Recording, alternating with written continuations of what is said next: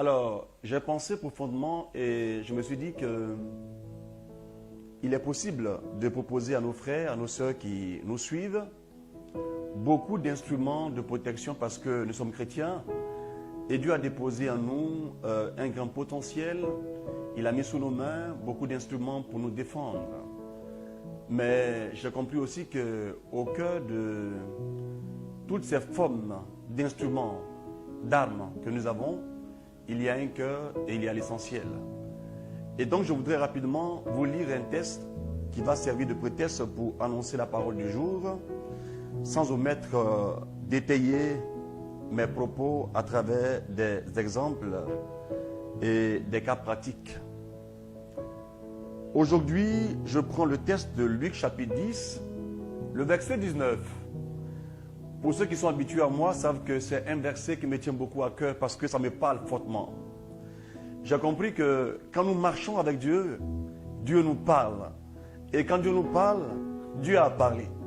Ce qu'il dit, il a dit, il ne se dédie jamais. Il ne revient pas sur sa promesse de bénédiction parce que Dieu qui est amour et qui a en même temps toute puissance, quand il dit, il assume ce qu'il dit et il accorde sa faveur à son peuple. Comment vaincre la sorcellerie? Comment neutraliser ce monde obscur, mon frère, ma soeur? Luc 10, verset 19. Mais je vais lire à partir du verset 17 pour que vous puissiez comprendre le contexte général de cette promesse de gloire. En Luc 10, verset 17, Jésus dit: les 70 revinrent avec joie en disant, les 70 revinrent avec joie en disant, Seigneur, les démons même nous sont soumis en ton nom. Jésus leur dit, je voyais Satan tomber du ciel comme un éclair au verset 18. Et au verset 19, il déclare cette parole forte et puissante qui bénit mon âme. Il dit au verset 19, voici.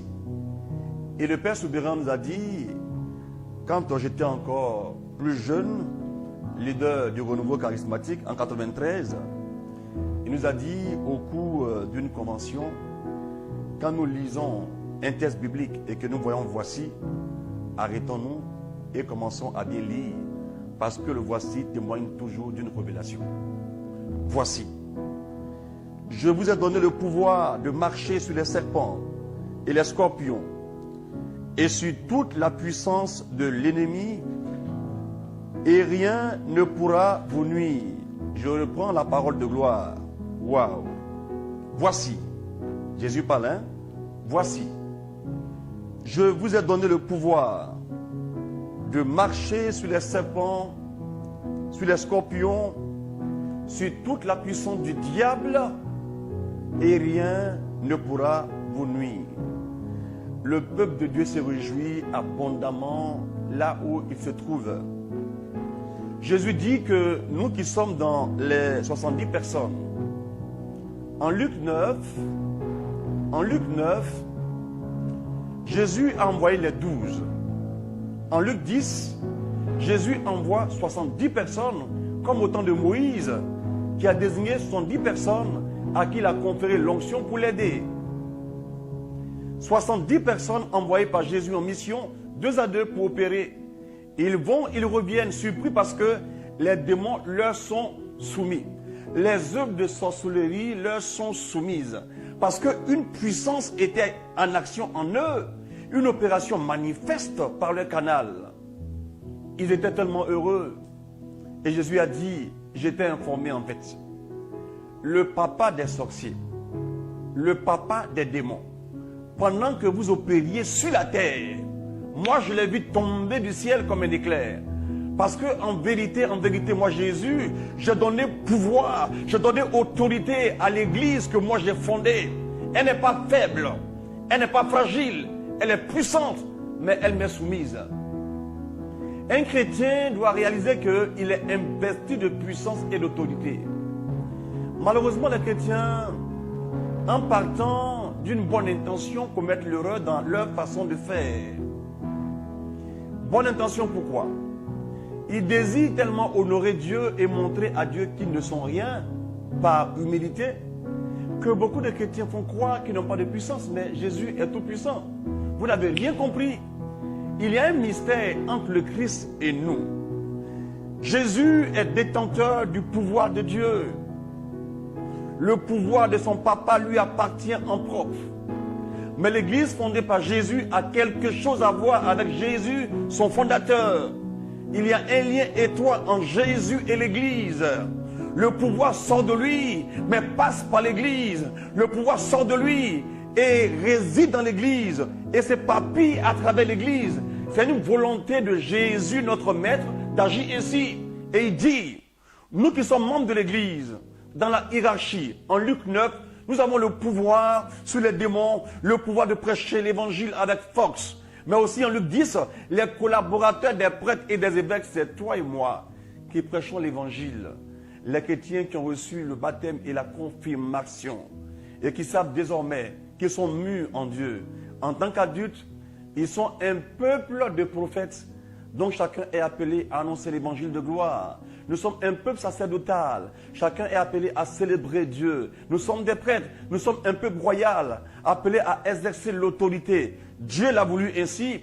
Ne pas accomplir la volonté de Dieu, c'est commettre un péché. Le péché, c'est violer la loi de Dieu. Le péché, ça n'est pas accomplir la volonté de mon Dieu. Mon Dieu dit, petit Marcel, tu es petit, mais ton grand Dieu t'a investi d'autorité et de puissance. Toi qui m'entends, es-tu chrétien? Oui. Si tu es chrétien, tu as reçu l'onction du Christ. C'est pourquoi tu es chrétien, le porteur d'onction du Christ. L'homme de vérité, vrai homme et vrai Dieu, il te donne une autorité singulière pour marcher avec assurance et glorifier son nom. Que son nom soit infiniment béni, que son nom soit infiniment élevé.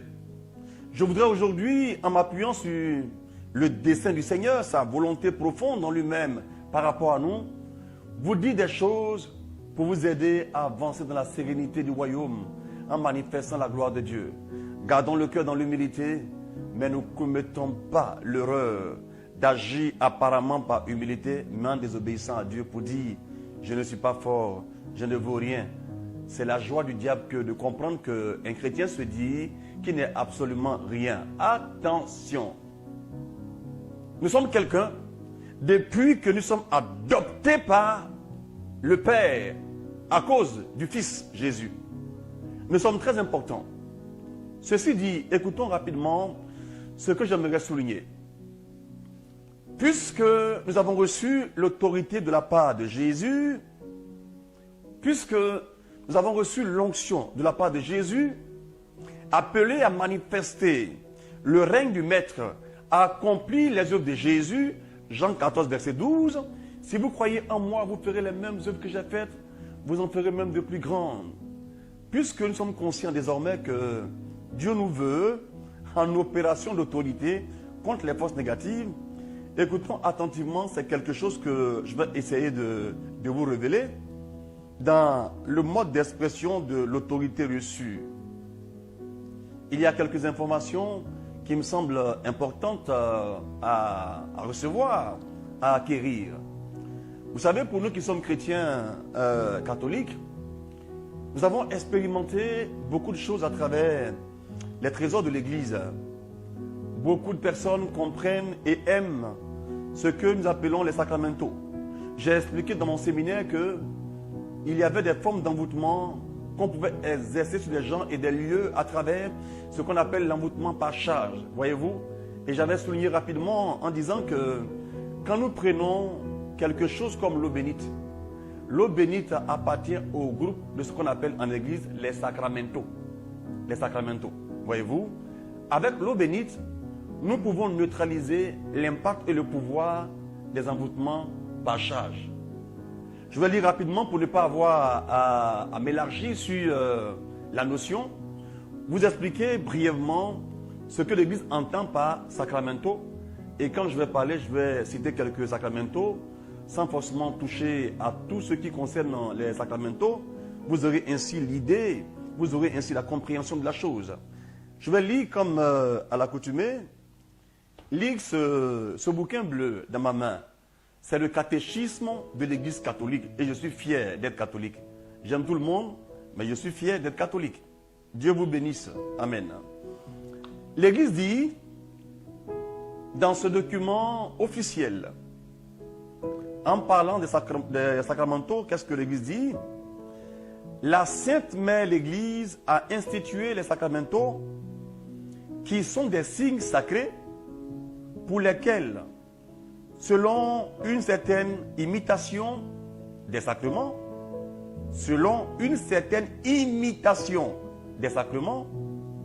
des effets surtout spirituels sont signifiés et sont obtenus par la prière de l'Église. Waouh! Pour ceux, les hommes sont disposés. Pour eux, les hommes sont disposés à recevoir l'effet principal des sacrements et les diverses circonstances de la vie sont sanctifiées. En d'autres termes, un sacramental est rattaché au sacrement. Le sacrement étant principal, le sacramental est secondaire ou accessoire, accompagne, mais n'est pas négligeable. Lorsque c'est bien communiqué par rapport à ce que l'Église a prévu de faire, quand on le fait, ça produit un effet. Et parmi les sacramentaux, quand on prend l'eau bénite, ça nous rappelle quoi? Ça nous rappelle le sacrement du baptême. Donc ça rappelle le baptême. L'eau bénite aspergée dans la foi, dans la prière, neutralise les formes d'envoûtement par charge dans les endroits ou sur la vie de quelqu'un. C'est clair et c'est net. Il y a eu même des cas de délivrance qui ont été faits sans que celui qui priait n'ait à se dépenser, à se déployer, à crier très fort au nom de Jésus, mais en aspergeant simplement l'eau du baptême dans la foi. Ce sacramental puissant dégageait quelque chose de fort de la part de Dieu et la délivrance se manifestait clairement et simplement. Il y a par exemple ce qu'on appelle les crucifix, les croix avec quelqu'un là-dessus qui représente Jésus. Soyons intelligents. Les gens passent leur temps à nous critiquer, à attaquer les catholiques. Moi-même là, j'étais avant un faux catholique qui critiquait les catholiques, jusqu'à ce que Dieu, par pure compassion, me donne de comprendre de mieux en mieux les mystères de la foi. Et j'ai compris que dans l'Église catholique, on ne fait rien d'officiel sans avoir au préalable médité, étudié et être sûr du bien fondé de ce que nous faisons. Voyez-vous? Donc le crucifix, ce n'est pas Jésus. Nous, on est intelligents. Ça représente Jésus. Tu comprends? Par exemple, toi, tu es africain. Tu veux te marier. Tes parents peuvent aller voir la famille de la mariée pour demander la main de la mariée pour toi. Ils voient en ton nom, ils te représentent. Mais quand ils ont fini leur travail, c'est toi qui vas l'enceinter. Tu vois, non? Ils ne vont rien faire par rapport à ça. Donc, on fait la part des choses. Mais ils vont parler avec tout leur cœur. Ils feront tout pour que cette jeune fille-là puisse te revenir après. Parce qu'ils vont en ton nom et ils te représentent alors qu'ils sont plusieurs, alors qu'ils ne sont pas toi. Ça, c'est représenté. Et comme on est intelligent, on fait la part des choses. Dès qu'un président est élu, le président élu représente son pays partout. Il va comme si c'est la Côte d'Ivoire qui allait partout. Peu importe notre président ici en Côte d'Ivoire, ils seront 12, ils seront 20. Peu importe l'époque. Mais le président demeure le président qui parle au nom de la Côte d'Ivoire, qui parle dans l'autorité de la Côte d'Ivoire, parce que représentant la Côte d'Ivoire, mais il n'est pas la Côte d'Ivoire. Il n'est qu'un Ivoirien. Mais d'un point de vue juridique, il est la Côte d'Ivoire en tant qu'autorité principale de la Côte d'Ivoire. Voyez-vous? C'est comme ça qu'il faut réfléchir. De la même manière, quand on prend un crucifix spirituellement, quand le Père bénit le crucifix, ça évoque une réalité spirituelle qui a consisté en ce que le Fils de Dieu, le premier-né entre une multitude de frères, s'est offert à la croix par la volonté du Père. Il est mort, son sang a coulé et par son sang, il se donne ainsi comme un sacrifice expiatoire. Nos péchés sont enlevés et désormais, il établit une paix entre le Père et nous-mêmes parce que nous avions péché et désormais, Dieu établit ce lien entre lui et nous. À cause de qui? De Jésus, mais par le mystère de la croix, sa passion, sa souffrance. Et quand nous prenons un symbole tel qu'un crucifix, c'est pour évoquer cette vérité-là en question, mais on n'invoque pas le crucifix, mais on évoque par le crucifix une réalité spirituelle que le démon ne supporte pas. Donc quand on met un crucifix dans une maison, quand c'est béni par un prêtre, la prière de l'Église agit mystérieusement à travers ce support. Ça devient un support de grâce. Et ceux, par exemple, qui font l'envoûtement qu'on appelle l'envoûtement direct, qui consiste à sortir du corps pour aller attaquer des gens. Si dans une maison, on a mis un crucifix à la porte, quand la personne veut entrer par projection astrale pour parler comme eux, entre griffes, quand les gens font ainsi, leur action diabolique, le crucifix intervient, agit et neutralise leurs œuvres. Parce que Dieu l'a voulu ainsi, mais notre confiance n'est pas mise dans le crucifix, mais notre foi en Christ nous amène à avoir une symbolique d'opération parce que nous faisons la part des choses et comme Dieu est intelligent, il comprend ce que nous avons compris. Alors, les sacramentaux sont de multiples formes. Même quand un père vient te bénir, c'est un sacramental, voyez-vous. Donc tout ça, ça peut intervenir pour nous protéger, pour nous sécuriser dans le cadre du combat spirituel, du combat contre la sorcellerie. Mais j'aimerais évoquer beaucoup d'autres raisons aujourd'hui pour vous aider. Pour écouter d'autres messages de ce prédicateur, consultez la description de cette vidéo. Vous y trouverez un lien renvoyant à sa page. Si cet enseignement vous a fait du bien, abonnez-vous à notre page YouTube Roua TV Channel et activez la cloche de notification pour écouter d'autres prédications de la même portée. Que Dieu vous bénisse.